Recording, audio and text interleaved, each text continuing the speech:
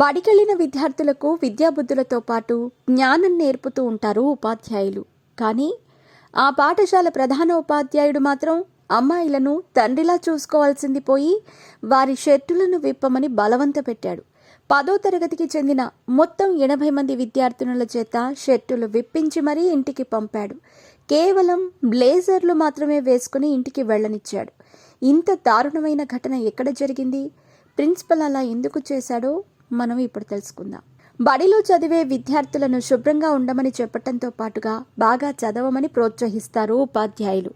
వారు చిరిగిన బట్టలు వేసుకొచ్చినా వాటిని కుట్టుకొని శుభ్రంగా ఉతుక్కొని వేసుకోమని వివరిస్తూ ఉంటారు.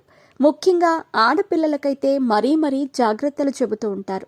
అలాగే విద్యాబుద్ధులు నేర్పిస్తూ వారిని ఉన్నత స్థాయికి తీసుకెళ్లేందుకు నిరంతరం కృషి చేస్తారు. కానీ మనం ఇప్పుడు చూడబోయే ప్రధానోపాధ్యాయుడు మాత్రం అమ్మాయిలకు మంచి బుద్ధులు నేర్పి పద్ధతిగా ఉండమని చెప్పాల్సింది పోయి వారి చేతనే షర్టులు విప్పించాడు. ఇదెక్కడ జరిగిందో మనం ఇప్పుడు తెలుసుకుందాం. జార్ఖండ్ ధన్బాద్లో జోరాపోకర్ పోలీస్ స్టేషన్ పరిధిలో ఓ పేరున్న పాఠశాల ఉంది. అక్కడ తమ పిల్లలను చదివించేందుకు అనేక మంది తల్లిదండ్రులు పోటీ పడుతూ ఉంటారు. అయితే తాజాగా బడిలో సంక్రాంతికి ముందు నిర్వహించే అర్ధ సంవత్సర పరీక్షలు నిర్వహించారు.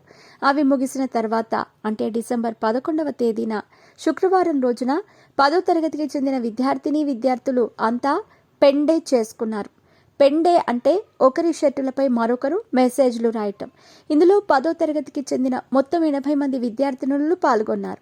అయితే ఇది ఆ పాఠశాల ప్రిన్సిపల్కి నచ్చలేదు. దాంతో వారందరినీ పిలిచి ఆ షర్టులు విప్పేయాలని చెప్పాడు. విద్యార్థినులు ఎంత బతిమిలాడినా అతను మాత్రం వినలేదు. ఆ షర్టులు విప్పేసి కేవలం బ్లేజర్ల మీద మాత్రమే పిల్లలంతా ఇంటికి వెళ్లాలని ఆదేశాలు జారీ చేశాడు.